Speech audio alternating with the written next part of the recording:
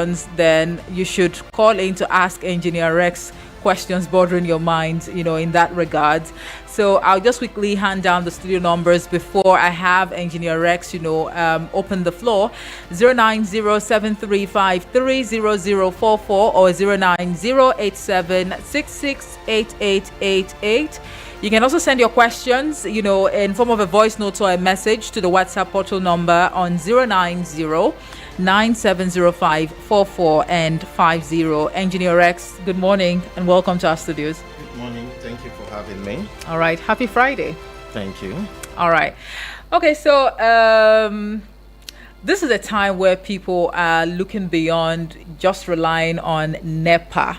And even generators, especially looking at the cost of fuel. Yeah. And even now that we'll be made to understand that there's going to be some sort of 5% tax, on fuel, diesel, and the rest. So most people are looking to installing, solar panels. But it is quite pricey. So it's not really like a big deal for the average Nigerian just yet. But tell us how, Zangopower is trying to change this narrative.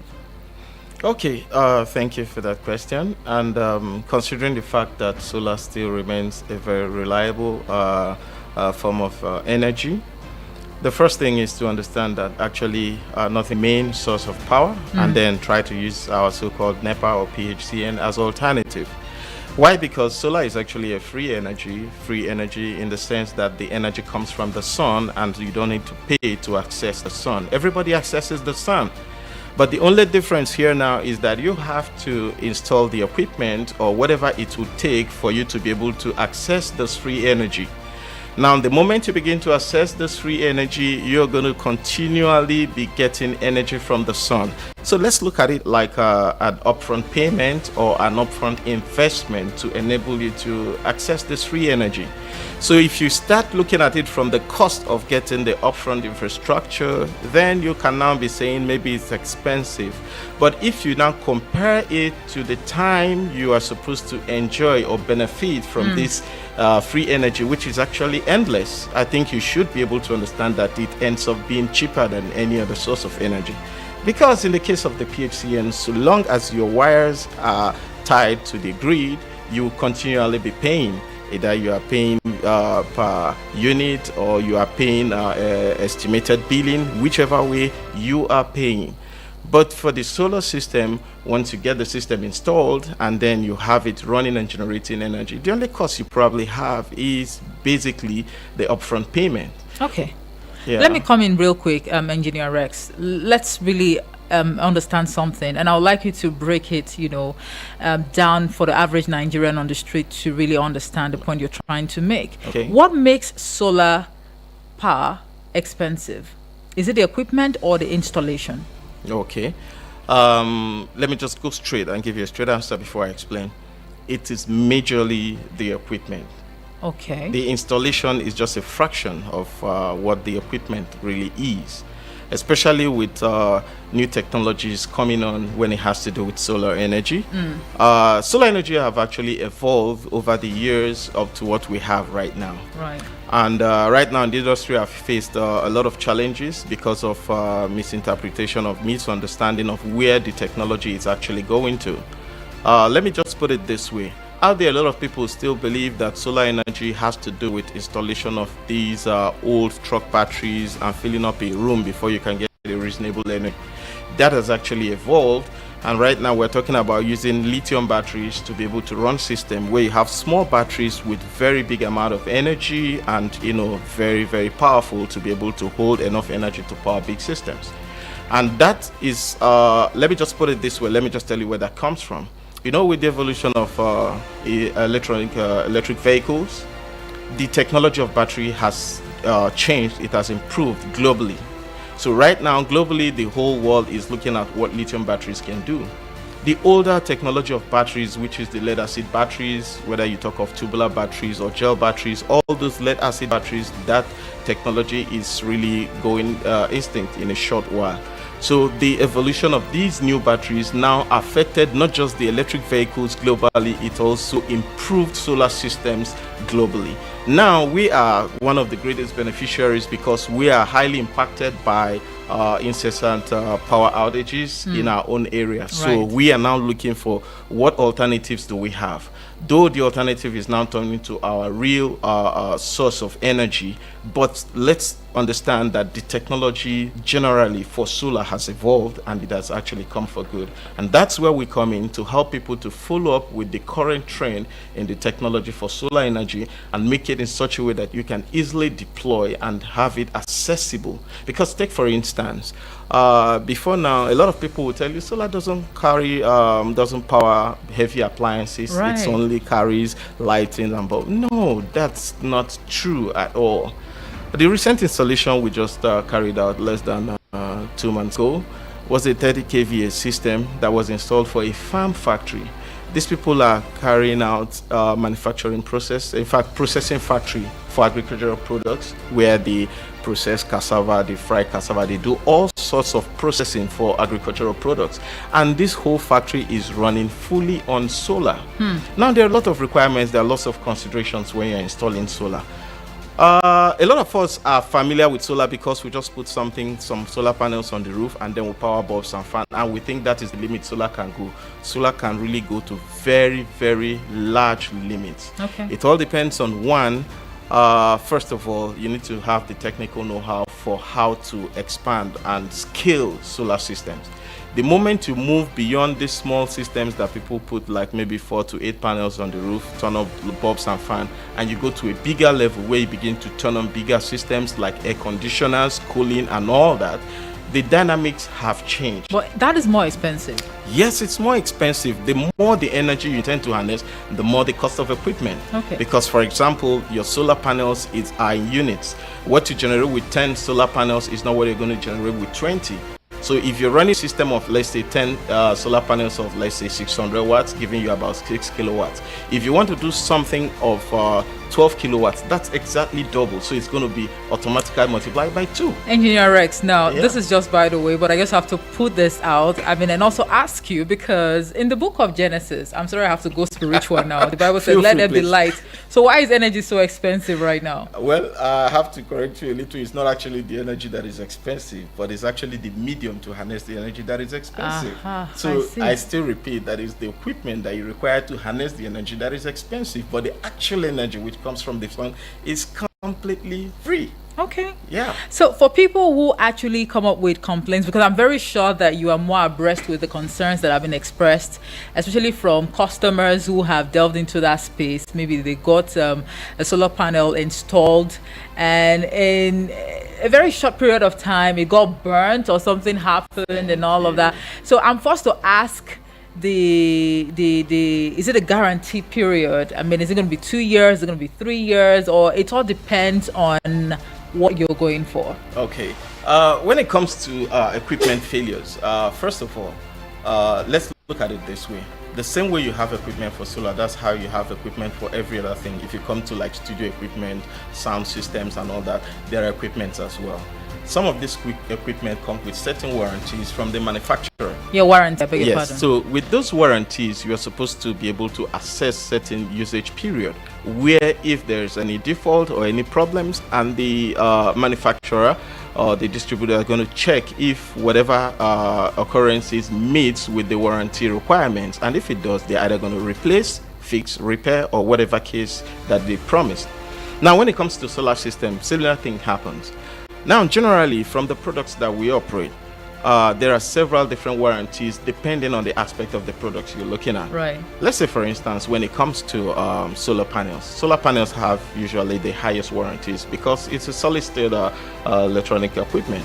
The solar panel doesn't have any moving parts, and for most manufacturers, it's the same thing.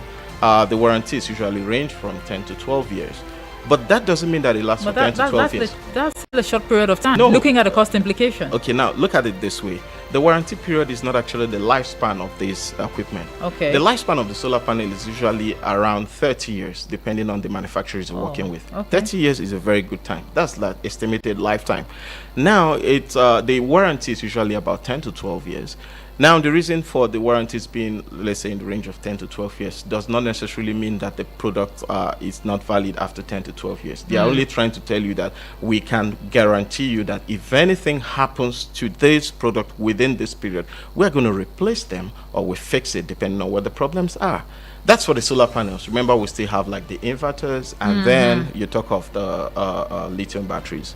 Initially, before the advent of lithium batteries, most tubular batteries and all that, most of them hardly have warranty of up to a year. That's because they are designed from the structure for the kind of batteries they are. They are not really rigid enough to last for so long, and most of them last for, let's say, 2 years, if you're lucky, 3 years or more. But averagely, I'll tell you 2 years for those lead acid batteries, practically from my experience in the field. But now let's take a look at the new technology of batteries, where we talk about the lithium batteries. For the products that we offer, we have warranties of 5 years, and these are batteries that can carry you for about 10 to 15 years. And how much is that? Well, it all depends on which particular capacity you're looking at. There are various capacities. But you can break it down. That would be a little bit difficult to start listing out the prices because of the various peculiarities involved with the pricing of those. But they actually, for example, let me give you like an estimate. If you're talking about, let's say, the 15 kilowatt hour, you're talking of anything between 3.6 million thereabout for a good product. Yes. So is that feasible for the average man on the street, or that small business owner, or medium scale business owner on the street? Yeah. I just give you an instance. For example, I just use the 15 kilowatt hour to give you an example. There are lower capacities. A 15 kilowatt hour is a no, but you actually energy. want something that would actually stand the test of time, and something that can actually power, depending on the number and the sophistication of the gadgets or equipment that you have. Yes. Right. Okay. Even though you haven't actually allowed me to tell you what 15 kVA can power, 15 kilowatt hour can power. What can it actually power? Okay, 15 kilowatt hour is telling you that if you're running at 15 kilowatt, you're going to expend that hour, that battery in 1 hour. But 15 kilowatt is a huge energy. Okay. So if you are running 1 kilowatt, you are going to expend that battery in about 15 hours. 15 hours? Yeah. But isn't that dependent on the equipment that you have? Yes, that's why I use kilowatt to explain that, because when you're talking about the amount of appliances you have, every single gadget that you plug into your system is running certain amount of wattage.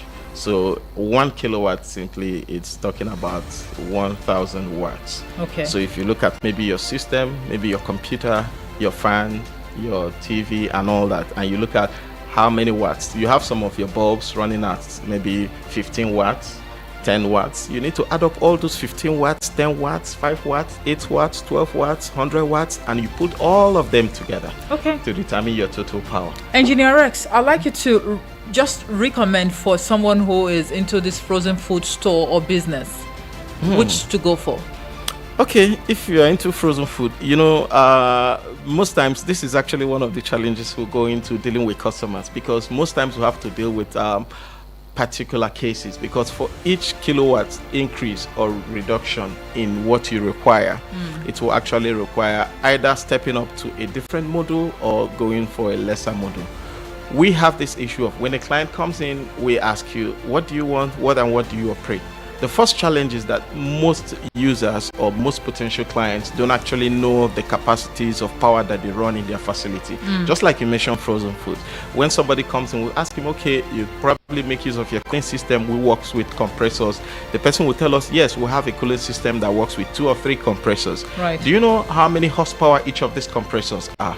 Most don't know. So most times we tell them, okay, ask your engineer. The engineer will now say, okay, each of the compressors for the cooling system takes, let's say, 3 horsepower, okay? And we have like maybe 4 of them. We'll now say, okay, 3 horsepower times 4, that's about 12 horsepower.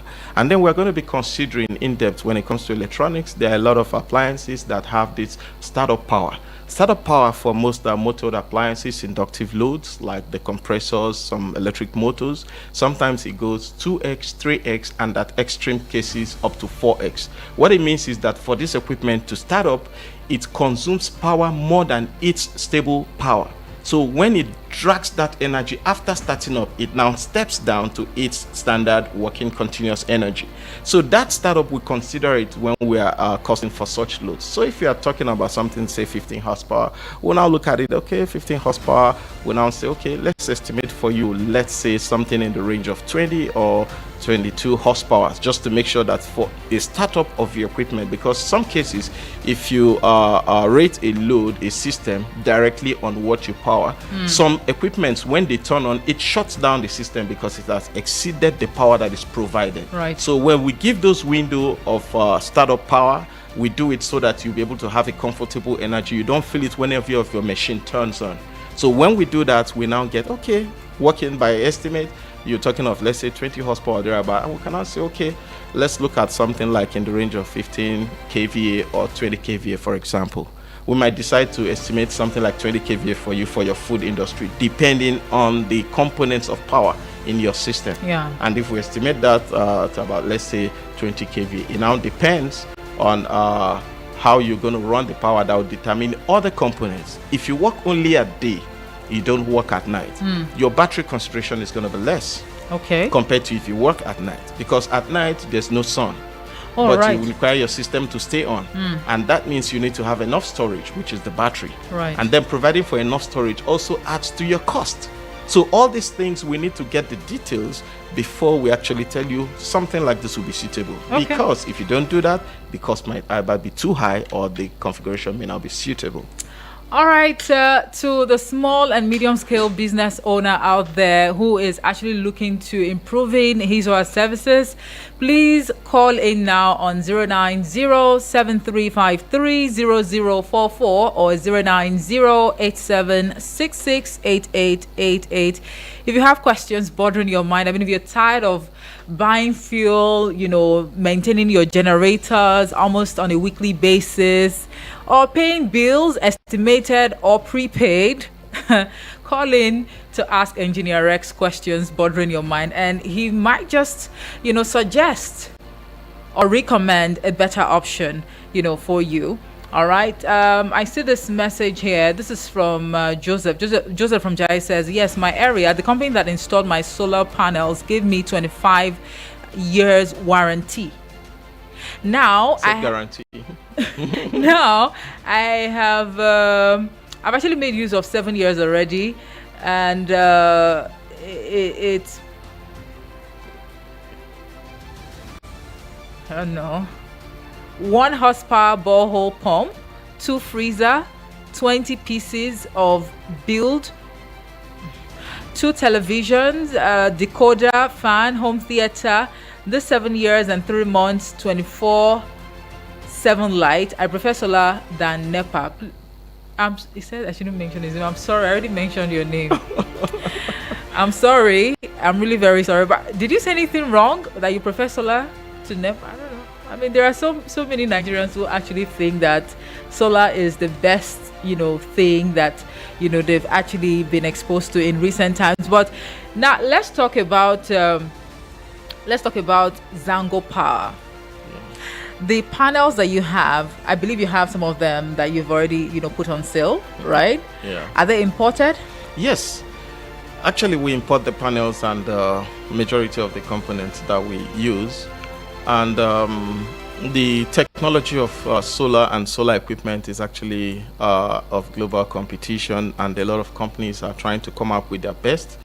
We are actually trying as well to see that we deliver the best, because it's not just about installing systems for clients.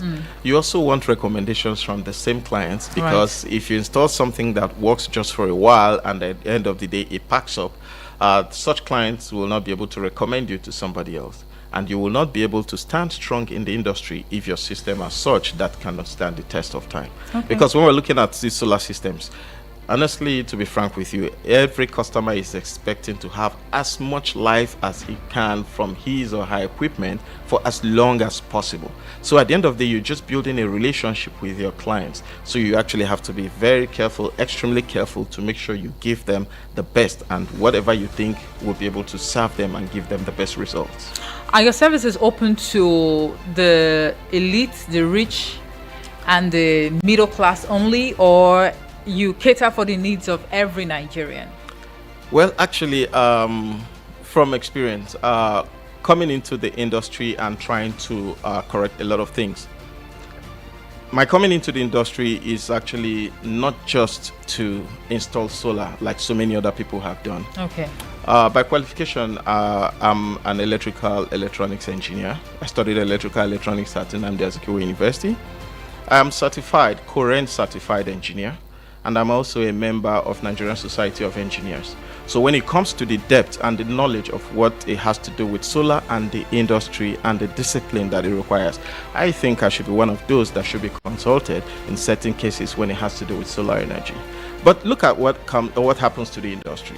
I've had a lot of cases and complaints.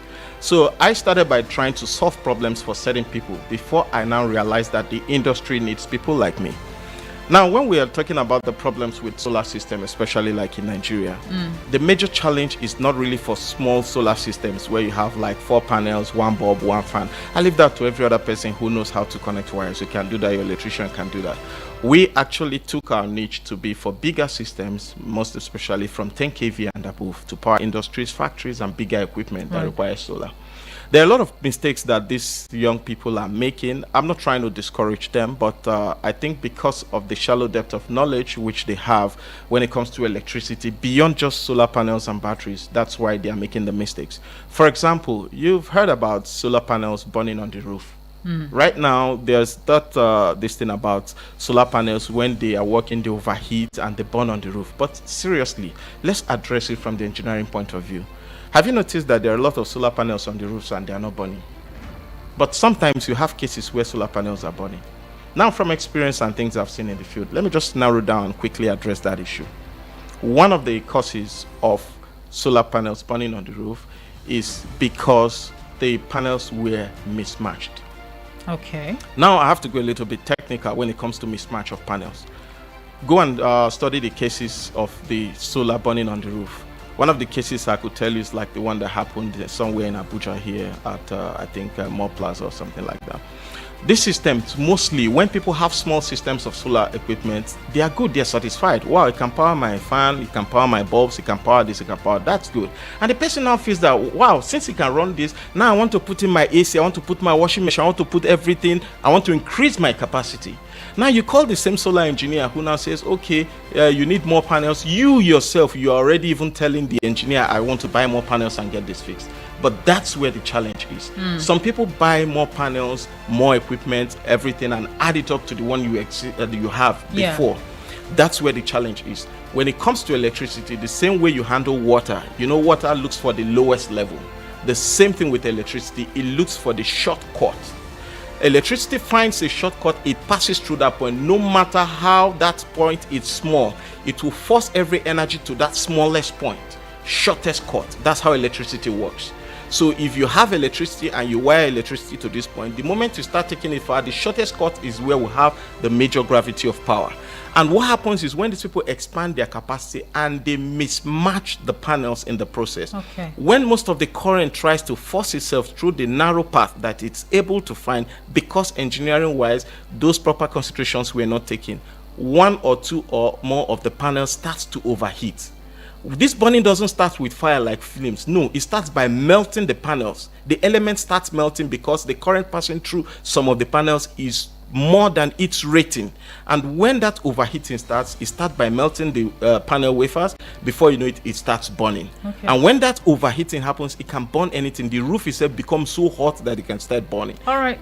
Yeah. So apparently, a number of people are not aware of the, technicalities and the dynamics. Especially the installers you have. Especially most of the installers are not aware of the technicalities. So are you saying involved. that they're not properly trained? Most of them are not properly trained. Most of the installers you find on the street, and a lot of us make that mistake. It's like somebody going to buy a whole truck that you're going to be used to be lifting oil, to be carrying oil, or truck what 100 over, and then you get somebody who just knows how to join wires to come and run them for you. That's a big mistake. So can we just add energy systems consultant to your portfolio? I think that wouldn't be bad. I'm sure you're not cheap. I'm very sure. I'm sure that would be a bad idea because. Then Or to you on a daily basis, do you also get to enlighten them like this? certainly, that's one thing our customers are proud of, because the first thing is to have the knowledge. A lot of people just want energy. It looks like when you tell them too much stories, they feel like, what are you talking about? But because they want energy, they find themselves asking questions. And when you're able to trash these questions and explain it in such a way that even a layman would understand, these same people, you see them flowing along and understanding the process and then enjoying the system because of the understanding. Okay. All right. So if you have phone numbers that people can actually, call to make, further inquiries, you can just, dish out the numbers now. Okay. And your walk-in, office address. Okay. Let me start with this. We're at number 1 Rex Graphic Street, Cairo, Abuja. That's our head office. We have other branches in different states where we operate from. But for now, since we're in Abuja, let's start from here. So our address remains number 1 Rex Graphics Street, Abuja. You can Google that and you can get that from Google. Then our phone number for Zangopower, I'm going to give you right now, 080 350 90764. Take the number again, please. Okay. 080 350 90764. Okay. Are you on social media? Actually, we're on social media, even though we're not paying so much attention to our details. But you can always reach our website at zangopower.com. All right. Thank you very much, Engineer Rex Uzoagbala.